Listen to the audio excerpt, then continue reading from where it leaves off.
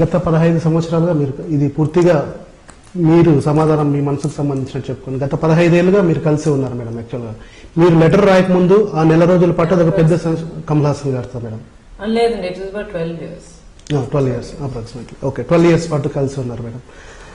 మీరు ఈ లెటర్ జయలలిత గారి మృతిపైన లెటర్ రాయనంత వరకు కూడా అర్లియర్ ఆ మంత్ అంతా కూడా మీ యొక్క దీనికి పర్సనల్ లైఫ్ కి సంబంధించి కూడా పుంకాలుగా వచ్చాయి. ఏం చెప్తారు వీటన్నిటికీ సమాధానానికి సంబంధించి? చాలా మంది చాలా చెప్తూనే ఉంటారు. మీరు విడిపోవడానికి గల కారణాలు ఏమని నేను అడుగుతున్నాను మేడం.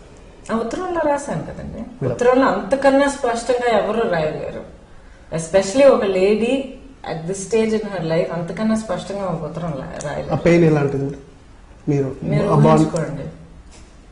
ఊహించుకోండి. ఊహించగలుగుతారా? ఇన్నేళ్ల తర్వాత ఇంత డీప్ గా ఇంత స్ట్రాంగ్ కమిట్మెంట్ ఉన్న ఒక రిలేషన్షిప్, అది కూడా నేను చెప్పాను కొన్ని ఏళ్ల పాటుగా ఈ స్ట్రగుల్ జరిగి ఇంకా ఇంతకన్నా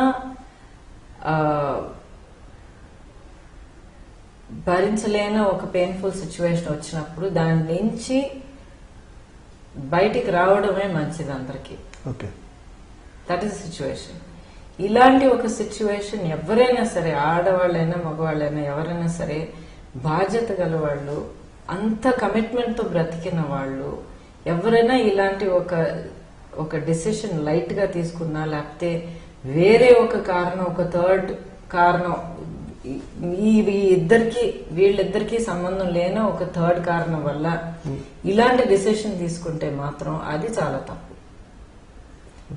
ప్రతి ఒక్కరి రిలేషన్షిప్ కి వాళ్లే బాధ్యత తీసుకోవాలండి. This is something that has happened because of the relationship, in the relationship, nothing to do with anything else.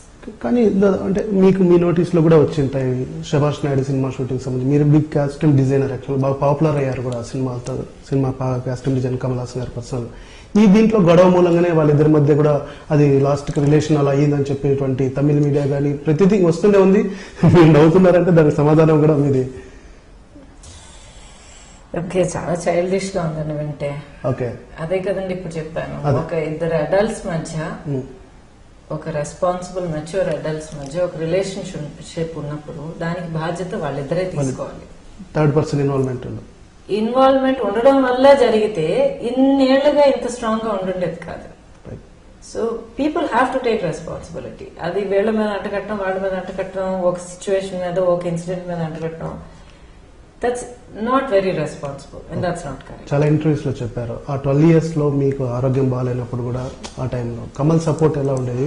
Being a human గా మీతో ఎలాంటి సపోర్టివ్ గా ఉండేవాడు? యాక్చువల్గా హీ వాజ్ డెఫినెట్లీ సపోర్టివ్. నేనే ఫస్ట్ చెప్పాను. అది జరిగినప్పుడు, జరిగి ఆల్మోస్ట్ 11 years అవుతుంది, 10-11 years అవుతుంది.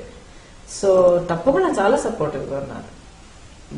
No two ways about it. My whole family stood by me. ఒక పిల్లర్స్ లాగా నిలబడ్డారు అనమాట. అసలు ఒక విధంగా మేము చూసారంటే సుబ్బలక్ష్మి ఒక 5 ఏళ్లు తనకి ప్రతి స్టెప్ నా పక్కనే ఉండింది. తనకు అర్థమయ్యేటట్టు చెప్పేదాన్ని.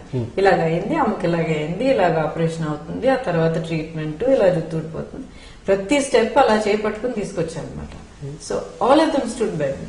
మా పిన్ని గారు ఏమో బెంగళూరులో ఉంటారు. నాకు ఆ కీమోథెరపీ జరిగే ఆ 1 week మాత్రం వాళ్ళు తన ఇల్లు వదిలేసి అక్కడ అంకుల్ చూసుకునేవారు. పెద్ద ఆయన పర్వాలేదు నువ్వు వెళ్ళేసిరా అని చెప్పి ఆయన పంపించేవారు.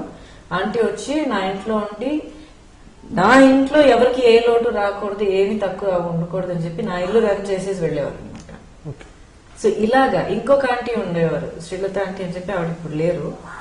ఆవిడేమో ఒక్క రోజు కూడా నేను ఒక్కరిని హాస్పిటల్లో అడుగు పెట్టలే, పక్కనే ఉండేవారు అనమాట. ఆవిడ ఇల్లు, వాకిల, ఫ్యామిలీ అదేం కాదు, వాళ్ళందరూ పంపించేవారు. నువ్వు వెళ్ళు, తనకు కావాలి, నువ్వు ఉండాలని చెప్పి వెళ్ళని చెప్పి పంపించేవారు. So I had so much of support like this.